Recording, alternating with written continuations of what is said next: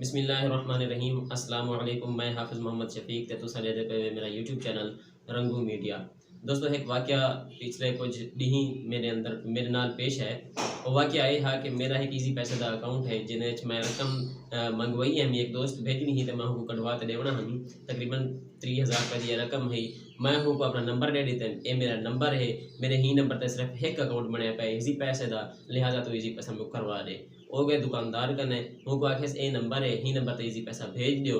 दुकानदार क्या कीते कि वो नंबर लेगी दे नंबर सही लिखे इस लेकिन हूँ क्या कीते ईज़ी पैसा भेजन दी बजाय हमें को जायज़ कैश कर देते। मैं इतना परेशानी का शिकार हूँ। बंदे दे बुला वाला मेरे फ़ोन आवे यार मैं पैसे भेज दिते तेरे पहुँचे नहीं है कहना। मैं इतना परेशान यार मैं रोज तक मैसेज नहीं आया। मैं वाल रिसर्च की थी हूँ परले जरा दुकानदार हा उन्हें रबता किया हेल्पलाइन रबता किया लेकिन कहीं किस्म का मेरे को कोई मदद मेरी ना की गई। मेरे को रहनुमाई ना मिली।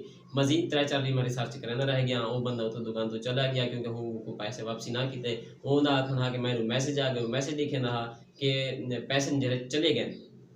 मैं भी था परेशान कि मैसेज नहीं आया। वल मैं काफ़ी दूसरा रिसर्च करना रह गया और मैं नतीजे तक पहुँचा कि मैं एक अपने नंबर से 2 अकाउंट भी बना सकदा 3 भी बना सकदा मुख्तलिफ वो कि में कि मेरा अगर एक नंबर है चाहे वो टेलीनार दा जोंग दा यूफोन दा या कोई नेटवर्क का भी है उन्हें तो मैं ईज़ी पैसा का अकाउंट भी बना सकदा जायज़ कैश का भी बना सकदा यू पैसा का अकाउंट भी बना सकदा।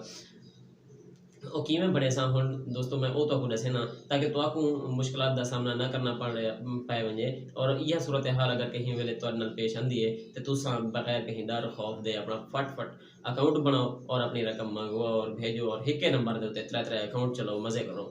दोस्तों सब तो पहले तुसा करना क्या है कि अगर तो करें ईजी पैसे का अकाउंट है फर्ज किया ये जायज़ कैश का या कोई अकाउंट समझ दो मैं एक ईजी पैसे की मिसाल लेना पाया तो लेकिन ईजी पैसे का अकाउंट है तुसा हूँ नंबर के उत्ते जायज़ कैश का अकाउंट बनाना चाहो तो तुसा किवें बनाना है। दोस्तों अगर तो एक ईजी पैसे का अकाउंट है तो कोई इस्तेमाल करें पियो तो आपको जायज़ कैश की एप्लीकेशन डाउनलोड करनी पसी प्ले स्टोर के उत्तों।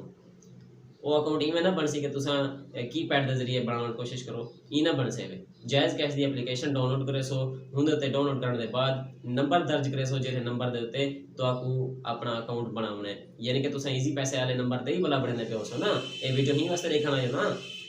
हाँ तो तुसा जायज़ कैश की जी एप्लीकेशन हो सी उन्हें नंबर दर्ज करे सो उसके बाद तुसा अपनी आईडी कार्ड यानी शनाख्ती कार्ड का नंबर दर्ज करे सो उनकी तारीख पैदाइश दर्ज करे सो शनाख्ती कार्ड से जी लिखी पी हो सी शनाख्ती कार्ड का तारीख हिजरा दर्ज करे सो।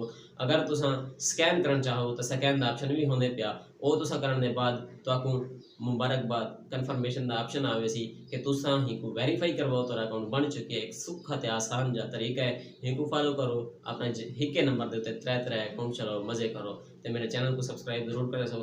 Thanks for watching. अल्लाह हाफिज़।